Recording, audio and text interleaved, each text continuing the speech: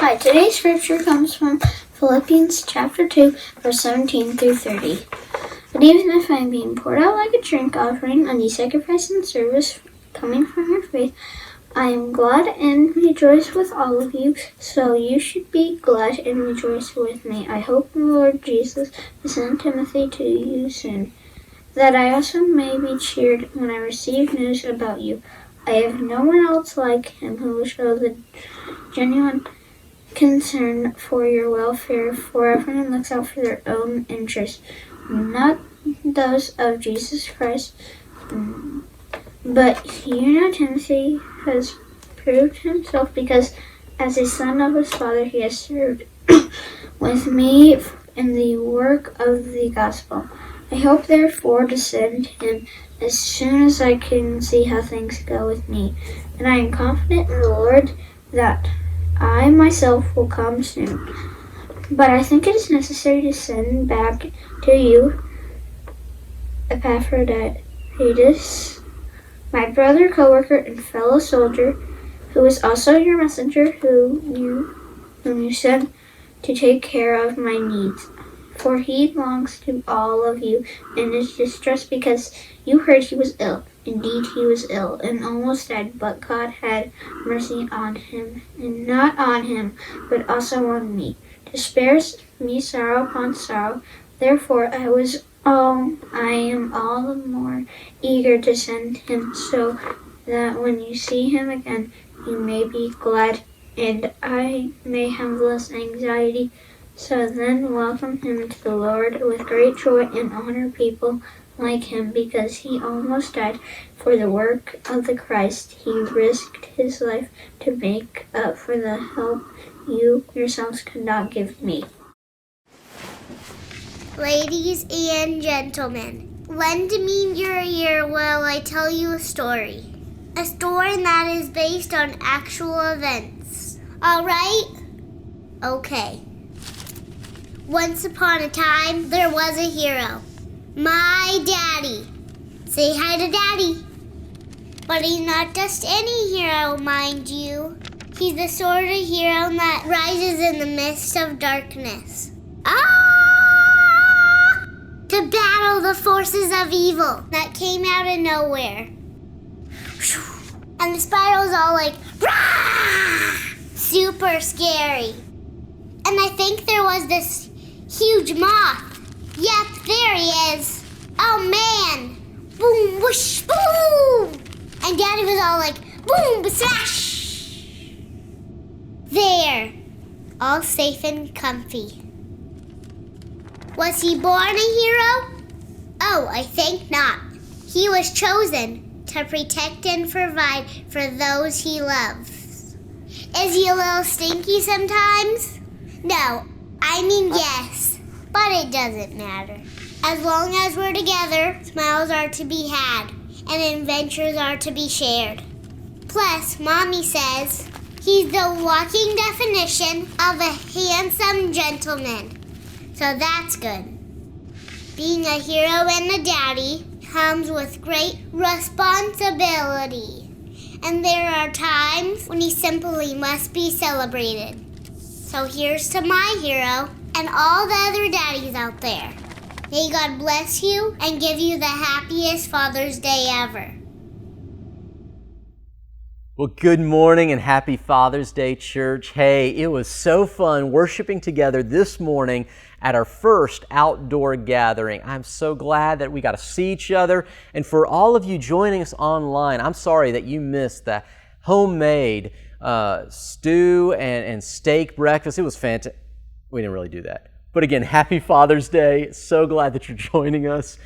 Listen, our fathers are absolutely some of the greatest heroes out there. And I want to begin this morning with a simple question. Here it is. Get your phone ready because I'm going to invite you to text this to someone or put your answer right there in the comments section. But here's the question.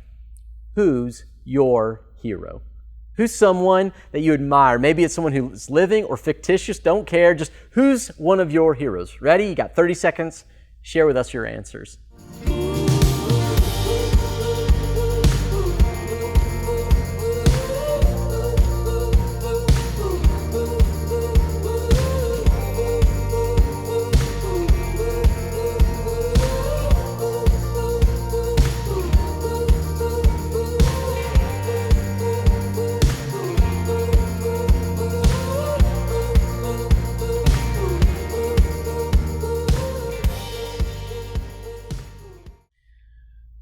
All right, did you get your answer in?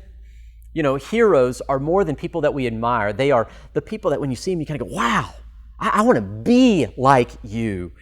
I can remember one of my first heroes growing up was the Teenage Mutant Ninja Turtle, Donatello. Yes, Donatello. You say, why? Well, because he loved pizza and he loved to build things. And I always loved to push buttons as a kid. And so I wanted to be the one who built things. And so I would watch the television show. I would talk like Donatello. I'd say things like cowabunga and dude.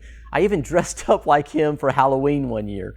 And I'm not making this up. I remember one year in our backyard, they were making this new subdivision, and they had some sewage pipes coming in. And there was this one great big one, the size that I could fit down. And it went down about 15 feet, the sewer pipe, and then over about 20 feet.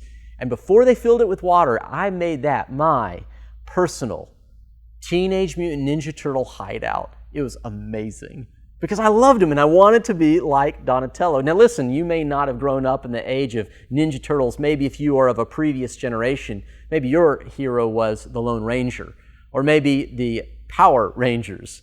Or maybe it was, an athlete or a musician. But every one of us, no matter who you are, we all are hardwired to look up to other people, to make heroes of other people. In fact, this is the way God designed it. That's why God intended for children to be raised in a loving family, to have parents who would be their heroes, to show them how to live. This is why children are constantly looking, whether for a real-life person or a fictitious character, to figure out, who will I become? And they look to other people. And we never really grow out of that, do we? To this day, I'm still looking at other people and going, boy, I want to be like you. And chances are you're doing the same. And it's such a good gift to have heroes, but it can go horribly, horribly wrong when we make certain people, wrong people, our heroes. Many of you know the pain of a child or know of a friend who had a child who made certain people their heroes, and it took them down paths of pain and misery. But that's not how God described it or designed it to work. And so we're in this series today, finishing it up, called The Keystone Effect, How One Change Can Change Everything. And it comes from this one chapter in this one little letter to the Philippian church, chapter 2. And every week we've looked at a different singular change that if we make that one change, it can change everything. And so at this point, here's the big one for today. And really, I would say, here's the change.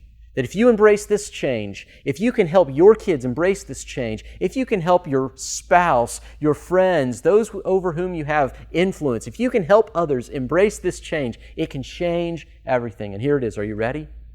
Make heroes of the right people.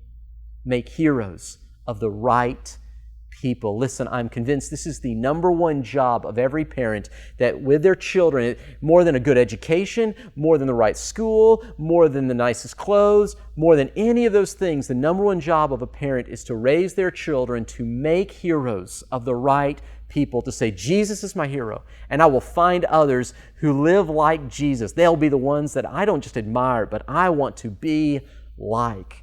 In fact, this is what Paul has been doing, and he's been leading up, and through most of this chapter, he's been giving us examples of heroes. Have you noticed that? He begins with verse 3 and 4. He says, do not and do nothing out of selfish ambition or vain conceit, but in humility consider others better than yourselves. Each of you should look not only to your own interests, but also to the interests of others. He begins with this high and lofty goal of living a certain kind of life. And then he says, and let me show you some people who are living it well. Live like them. And he begins with the ultimate superhero, Jesus Christ. In verse 5, when he says, your attitude should be the same as that of Christ Jesus. Don't just admire him.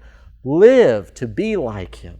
And then in verse 16 through 19, he then says, hey, I'm trying to follow Christ. So you follow me. I'm pouring my life out. I'm letting go of myself and I'm giving it up. You be like me. And then he says, but don't only look for heroes who are older than you.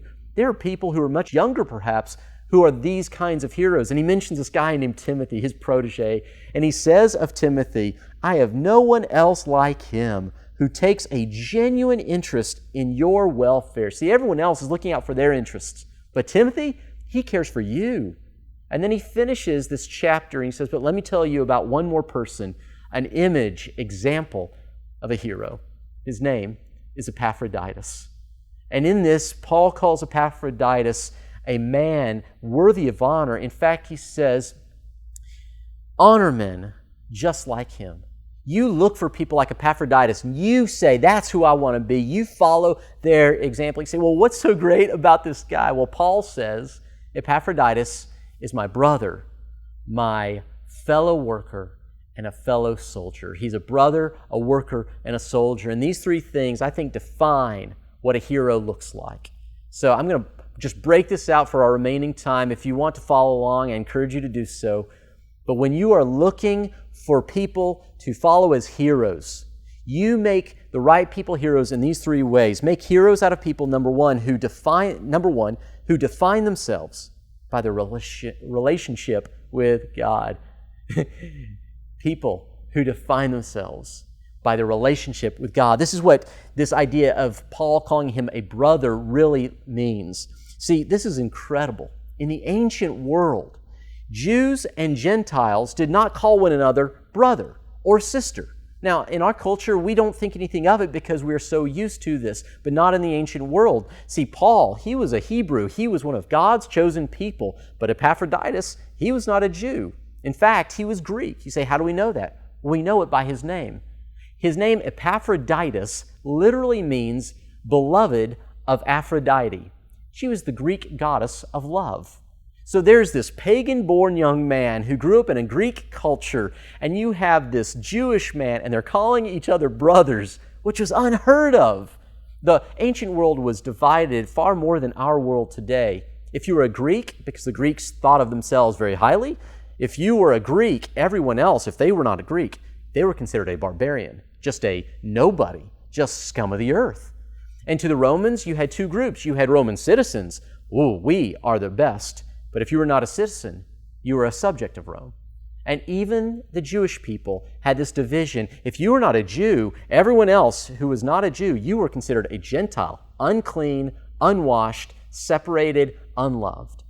So this was a world of separation defined by race, by power, by affluence and influence. And all of a sudden, on comes to the scene this man named Jesus, who is God, and he says, I'm starting a new family. And if you come to my family, the secondary characteristics of life no longer define you. Where you went to school does not define you. How much you make does not define you. The color of your skin does not define you. Where you were born does not define you. Who you vote for does not define you. He says, what defines you is that you are a child of God, and you are my brother. You are my sister. And I love this. Paul begins this entire thing. He says, you honor men like him. What kind of men? Men who define themselves by their relationship to God, who say the number one thing about me is not where I live, what I look like, how I vote, how much money I make. The number one thing about me is that I am a son of God, or you are a daughter of God. We are siblings. This is a hero, especially in our world of division. Heroes say we are family and we are together. Listen, Jesus came along and redefined who we were in Him. And heroes, people who get this, don't let their secondary traits become their primary focus. He says, he's my brother. You find someone who defines himself or herself by their relationship with God. Number two, he says he's a fellow worker. A fellow worker. Write this down. Heroes, you find people or make heroes out of people who risk themselves to help others. You make heroes out of people who risk themselves to help others. This is what it meant when he said, he is my fellow worker. You see, Paul was in prison. He was in chains in Rome. And when you're in chains in Rome, Rome does not feed you while you're in prison. You're reliant on your friends and family to care for you. And so this little church in Philippi heard that their beloved friend Paul was in prison, and they made a collection. They scrimped and they saved. They gave up meals. They sold possessions. They got enough money. They said, we want to help Paul so he doesn't die. And this one man in the church says, I'll take it.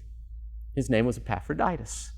Epaphroditus, you got to understand, this wasn't anything. It wasn't just a hop in the car and go down the road. This was an 800-mile trek from Philippi to Rome over deadly terrain, carrying a gift that would make him a target for bandits and robbers. And he says, I will do it. I will risk myself to help others. This is what heroes do. Heroes always risk their lives to help other people. And Paul says, look, you make heroes out of people who risk themselves to help others. In fact, this was such a dangerous 6-week journey that we're told that Epaphroditus almost died along the way, he writes, because he almost died for the work of Christ. He risked his life. I love what Arthur Ashe, pro tennis player, says. He says, true heroism is remarkably sober, very undramatic. It is not the urge to surpass all others at whatever cost, but the urge to serve others at whatever cost. Every day, Epaphroditus got up and he put one foot in front of the other for 800 miles. He did not write a blog post. He did not make some fancy speech. But what made him a hero was that he did the right thing daily, risking himself for the benefit of others. Quick question, do you know anyone who does more than they talk? Do you know anyone who regularly and consistently, willfully risk themselves for the benefit of others? I think about the daddies who get up, they go to work every day, maybe at jobs they just don't really love, but they do it. They give of themselves to help others. I think about the teachers who sacrifice their time and their energy grading papers or staying after school or Zoom conferencing their students and pouring into others. They're risking and sharing and giving up their life for the benefit of others. I think about the parents who care for their kids when they're sick and tuck them in bed at night. These are heroic efforts. They're small things, one foot in front of the other, but a hero risks him or herself for others. Paul says, you make heroes out of those kind of people. And number 3, he calls Epaphroditus a fellow soldier. Write this down. Heroes fight the right enemy. Let me say it again. Heroes fight the right enemy. Think about this with me. I love this image of a soldier. It's a fighter. Listen, to be a soldier or a fighter means you have an enemy. After all, Batman has the Joker, Spider-Man has Green Goblin, and the Avengers have Thanos. It's often been said that the measure of a hero can be counted in the difficulty of their enemy. So, a quick question. Do the people that you want to be like have enemies? And not just do they have enemies, but second question, do they have the right enemies? See, we live in a world that is constantly looking at people to pick fights with and blame and fuss and fight over every possible thing. Some are very noble causes and some are very unnoble. But the reality is, in a world like this, it is important not simply to find someone who's fighting, but someone who's fighting the right fight. And you say, well, what's the right fight? Well, Paul in Ephesians chapter 6 tells us, he says, look, our enemy, our fight, our war is not against the people that you see day in and day out, even those who are behaving badly. He says that our fight is not fighting against flesh and blood enemies, but against evil rulers and authorities of the unseen world, against mighty powers in this dark world, and against, write this down, evil spirits in the heavenly places. See, do you have a hero who is a fighter, who stands tall, who does not back down, does not give up? See, some of the greatest fighters I know do not yell and scream, but they have calloused knees because they're going to God in prayer, because they are doing war. They are fighting against the true enemy, and that is devil and his dark angels. Do you follow people who fight the right fights? Now, I was thinking this week about the ladies in our church who on a regular basis go out and they rescue women who are being sold on the streets, and they are risking themselves, but they are not just risking themselves. They are waging war. They are fighting a battle not against flesh and blood. They are facing off against the lies and the enemy who are telling these women they are worth nothing, that they are only as good as what they can get from a John. That is what a hero does. I was thinking about the daddies who regularly step into difficult conversations with their kids, or who will grab kids who do not have dads and they will say, I am here for you. Whatever you need, you come to me and I will go to bat for you. They're fighting the right fights. They are stepping out. They are taking risks and risking themselves for the benefit of others. That's what a real hero does. Are you making the right people your heroes? Paul says this is what it looks like. What would it look like if our church was not simply full of heroes, but what if we as a church committed today, we would make one change that changes everything, that we would make the right people our heroes, That we would not simply look at the loudest or the person who's the most obvious, but we would say, does that person define him or herself by who God says they are? Does this person risk him or herself for the benefit of others? Does this person fight, doesn't buckle, doesn't back down, but fights the right enemy of Satan's sin and death and is bringing the good news of Jesus like a gift to Paul? We bring the good news of Jesus to others in this world. You find that person and you've found a true hero. Well, it's no surprise that Paul begins this entire talk about heroism with Jesus.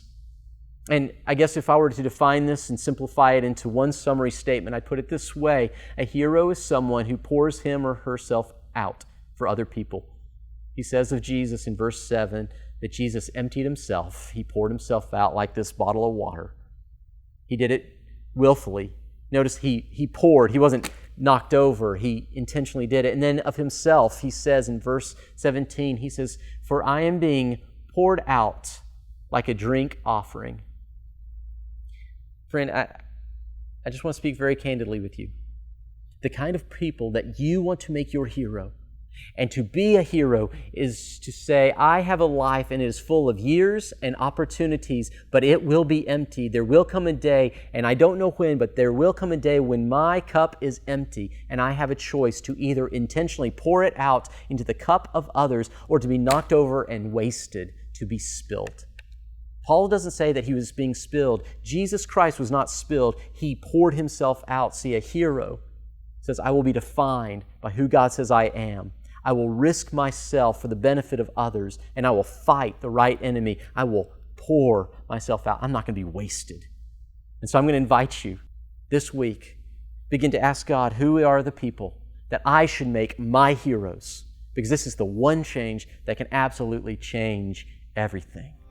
Well, thank you again for joining us this morning. Hey, before you shut off the broadcast, I want to remind you that on July the 12th, we will reopen for live gatherings right here. It's going to be a great day.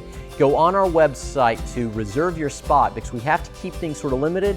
You'll want to pick your spot for any of the service times available. If you have any questions, you can always visit us also on the website or call us here at the office. And if there's anything we can do for you, we would be honored to do so. Just click the prayer button there in the chat, or you can call us, and we'd love to care for you. But know this, we love you, we are for you, and more importantly, Jesus is for you. May God be with you this week. God bless you.